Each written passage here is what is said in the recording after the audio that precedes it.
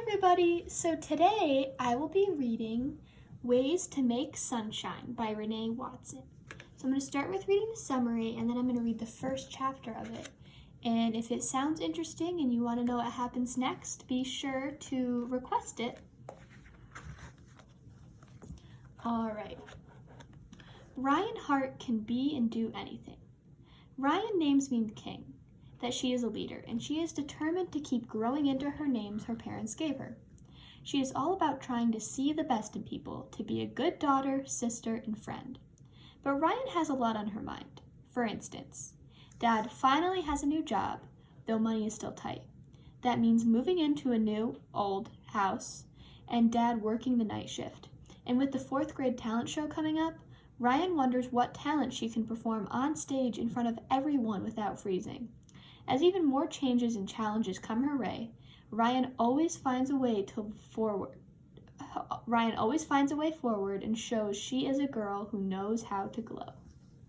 Okay, so now for the first chapter.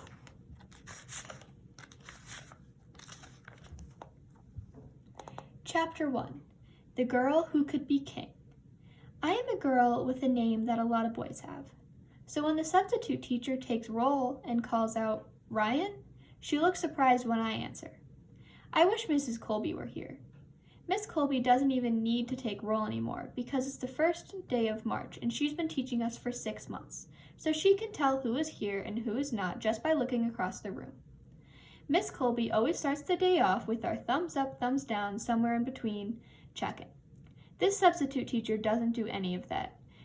And so I don't get to show my thumbs up for making perfect scrambled eggs and toast this morning. Here's a little picture. I wonder why Miss Colby didn't leave a note for the sub with a list of do's and don'ts. Like, don't call Devante, call him D. And don't look so shocked when a girl raises her hand when you call out for Ryan. Here, I say, "Ryan Hart?" the substitute says. She looks at me like she is not sure who I say I am. "Yes, my name is Ryan." "Oh," she says, pushing up her 2 big glasses. Brandon, the boy sitting next to me, says, "She has a boy's name." I roll my eyes at him because no one is talking to him, and he needs to mind his own business. I do not have a boy's name. I have my name. My name is Ryan, and Ryan means king, and that means I am a leader. "Okay, please settle down, the substitute teacher says, mostly to me and not to Brandon, who thinks he knows it all. "Okay, Ryan Hart is here," she says to herself. Then Brandon whispers, "And she spells her last name wrong." He laughs at his corny joke. "I do not. My name is Ryan Hart, and it's not Hart like the muscle. It's H-A-R-T, as in my last name." The substitute teacher walks over to my desk and says, "I need you to keep your voice down. I need Brandon to leave me alone." I roll my eyes at Brandon again, extra roll this time. But then I remember what Mom always tells me, how she named me Ryan because she wanted me to feel powerful, to remember that I am a leader every time someone calls my name. Dad is always telling me our people come from royalty, that my ancestors lived in Africa and were kings and queens and inventors and hard workers. Mom tells me their strength is running through my veins.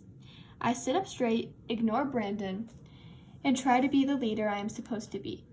Mom and Ted tell me I will keep growing into my name. They say it to my brother too. "Be who we named you to be." They tell him whenever he is pulling my ponytail or grabbing food off my plate when I'm not looking. My brother's name is Raymond. We call him Ray. His name means protector, and Dad says he should be keeping me, his little sister, safe. But mostly he is just bossy and nosy, and sometimes he treats me like I am a glass thing that could break. He is always telling me, "You can't do this," and "You shouldn't be so that." Maybe I'm 2 years younger than him, maybe because I'm a girl. Maybe because he doesn't know the meaning of my name, how tough I really am. Maybe he doesn't realize I can do and be anything. When it's time to go outside for recess, Brandon, Marcus, and the boy with glasses who I never talk to are splashing around into the puddles and stomping in the mud. Then they race each other up the monkey bars. I walk over to join in on the climbing, but before I can get there, the substitute teacher says, "Why don't you go over there, sweetheart?" and then points to the swings and the slides. I'd rather stay here, pretending to climb a mountain, so I say, no thank you, and I keep walking to the monkey bars. The substitute teacher follows me, and that's when I realize that it wasn't a suggestion or a question, it was a demand. I really think it'll be safer if you stay off the monkey bars. Besides, you and Brandon might need a break from each other. I'll stay out of Brandon's way, I say, and I don't think it's dangerous. I play on them all the time. I bet I can even climb faster than those boys. Just then, Brandon shouts out, you can't beat me, and he jumps down, showing off. I bet you a pack of green apple Jolly Ranchers that you can't beat me. Let's race. Race? Yeah, last one to the pole has to buy the winner candy. He points to the tetherball pole across the playground. I think about it. There's a small crowd forming, and now I feel like I have to say yes. Like I have to prove to the substitute teacher that I can play whatever I want, with whoever I want. I don't like Jolly Ranchers, I tell Brandon. When I win, you have to buy me a Twix. I look over at Kiki, one of my best friends. She smiles and gives us our countdown. On your mark, get set, go! I hear our friends all cheering, but mostly I hear the sound of my breath huffing and puffing, in and out, in and out. My feet slap the pavement and I run as fast as I can. Brandon is beating me, but not by much. I move my arms through the air, forcing myself to go faster. I catch up, and then, just like I knew I could, I start running faster than Brandon. By a lot. I'm winning! I'm winning! The pole is close, and if I stretch out my arm far enough, I'll reach it. I run a few more steps, and then, when I go right to put my foot down, something happens. My foot doesn't touch the pavement a way it usually touches the pavement. Instead, it stumbles and hiccups its way to a cold ground. I have fallen. Blood is trickling out of my knee, and there's a stinging and pounding feeling all through my leg. Instead of stopping the race and seeing if I'm okay, Brandon runs right past me, tags the pole, and says, yes, I beat you. You owe me a pack of Jolly Ranchers. No fair, Kiki yells. She was at the pole first. It's not her fault her shoe was untied.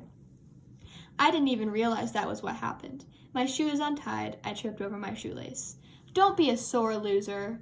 He's right, I tell Kiki. I never touched the pole. Dad picks us up from school, and the first thing he asks me is, what happened to your jeans? He looks at the hole, then back at me. It's a long story, I tell him. He doesn't press me, but I'm sure Mom will. On the way home, I ask if we can stop at the corner store. When Dad says yes, I ask Ray, do you have $2? He answers, why? And this means he has $2. He's just not sure if he wants to give them to me. I hold out my hand. I'll pay you back. He gives me $2, and when I get to the corner store, I go straight to the candy aisle and buy a pack of green apple Jolly Ranchers for Brandon. And a Twix for me. Alright, so that's the end of the first chapter of Ways to Make Sunshine by Reneé Watson. If you enjoyed it and you want to know what happens next, be sure to request it, and I'm sure you'll be able to get it at some point. Thank you.